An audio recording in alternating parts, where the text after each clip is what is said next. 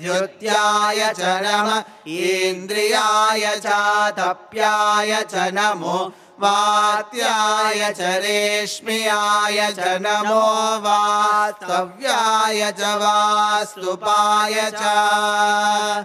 ॐ हर हर हर हर ॐ नमः सोमाय च रुद्राय च नमः ताम्राय च अरुणाय च नमः शङ्गाय च पशुपतये च नमः उग्राय च भीमाय च नमो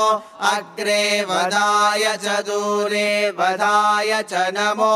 अन्त्रे च हलीयसे च नमो वृक्षेभ्यो हरिकेशेभ्यो नमस्ताराय नमः शम्भवे च मयो भवे च नमः शङ्कराय च मयस्कराय च नमः शिवाय च शिवतराय च नमस्तेभ्याय च कोल्याय च नमः पार्याय च वार्याय च नमः प्रतरणाय चोत्तरणाय च नमः आतार्याय च लाद्याय च नमः षष्ट्याय च भे नमः ऊर्म्याय च सूर्म्याय च नमः पर्ण्याय च पर्णशद्याय च नमो पगुरमाणाय च विघ्नते च नमः आखिदते च प्रखिदते च नमो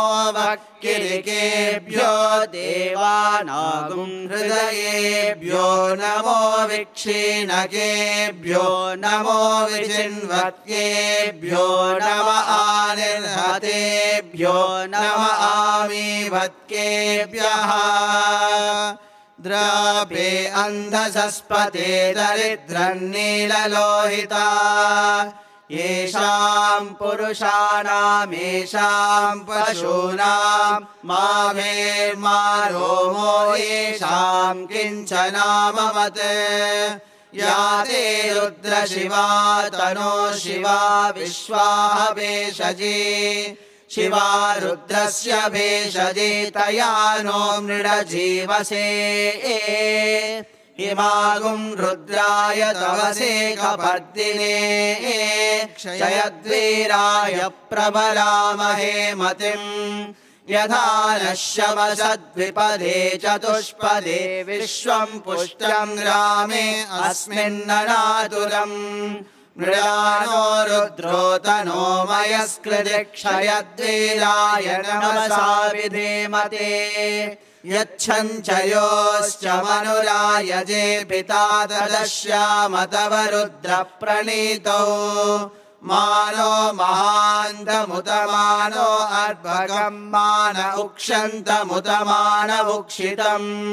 मानो वदे पितरं मोदमातरं प्रियामानस्तनुवो रुद्ररीरिषः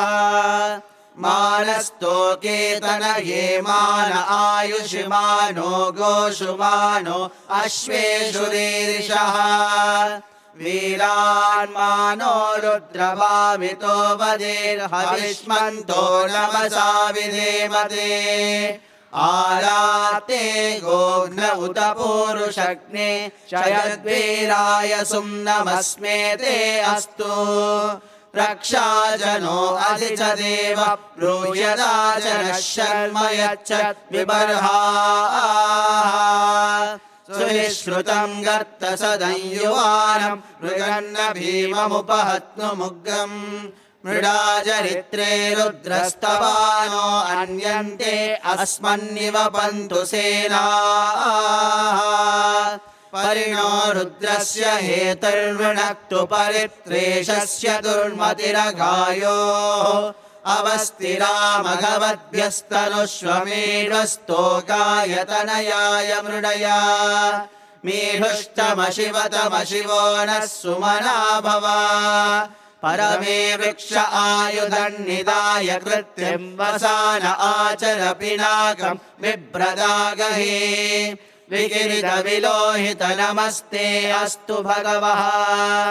यास्ते सहस्रगुं हेतयोन्यमस्मन्निव पन्तुताः सहस्राणि सहस्रदा बाहुवोस्तव हेतयः तासामीशानो भगवः पराचीनामुखाकृति सहस्राणि सहस्रशो ये रुद्रा अधिभूम्याम् तेषागुं सहस्रयोजने वदन्वानि दन्मसि अस्मिन् महत्यर्णवेऽन्तरिक्षे भवाधि नीलग्रीवा शितिकण्ठा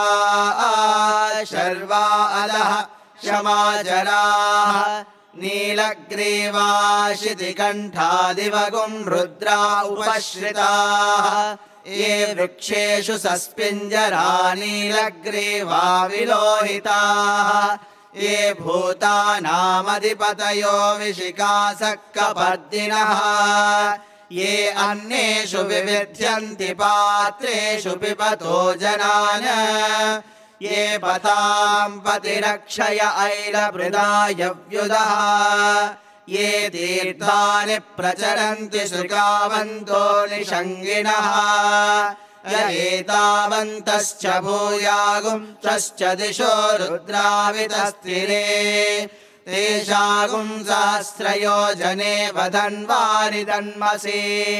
नमो रुद्रेभ्यो ये पृथिव्यां येऽन्तरिक्षे ये दिवि येषामन्नं वातो वर्षमिषवस्तेभ्यो दश प्राचीर्दश दक्षिणा दश प्रतीचीर्दशोदीचीर्दशोर्ध्वास्तेभ्यो नमस्ते नो मृडयन्तु तेयं द्विष्मो यश्च नो द्वेष्टितं भोजं हे ददामि त्र्यम्बकं यजामहे सुगन्धिं पुष्टिवर्धनम् उर्वारुकमिव बन्धनान् मृत्योर्मुक्षीयमामृतात् यो रुद्रो अग्नव्यो अप्सु य ओषधीषु यो रुद्रो विश्वा भुवनादिवेश तस्मै रुद्राय नमो अस्तु ये ते सहस्रमयुतं पाशा मृत्योर्मत्याय हन्तवे तान् यज्ञस्य मायया सर्वानवयजामहे नृत्यवे स्वाहा नृत्यवे स्वाहा प्राणानां ग्रन्थिरसि रुद्रो मा विशान्तकः तेनानेनाप्यायस्व नमो रुद्राय विष्णवे मृत्युर्मे पाहि तमुस्तु हि यश्विषुः सुधन्वायो विश्वस्य क्षयति मेषजस्य यक्ष्वा महेशो मनसाय रुद्रं नमोभिर्देवमसुरं दुवस्य अयं मे हस्तो भगवान् अयं मे भगवत्तरः अयं मे विश्वभेषजोऽयं शिवाभिमर्शनः ॐ शान्ति शान्ति शान्तिः ॐ शञ्च मे मयश्च मे प्रियञ्च मे नु कामश्च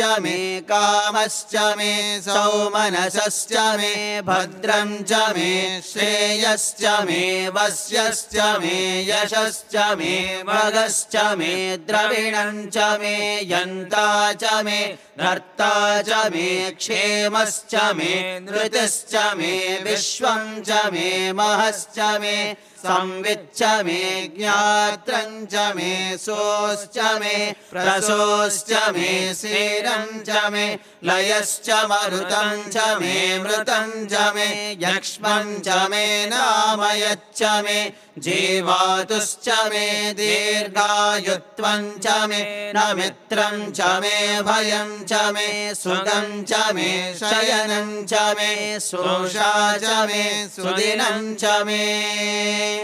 ॐ शान्ति शान्ति शान्तिः धाता पुरस्ताद्यमुदा जहार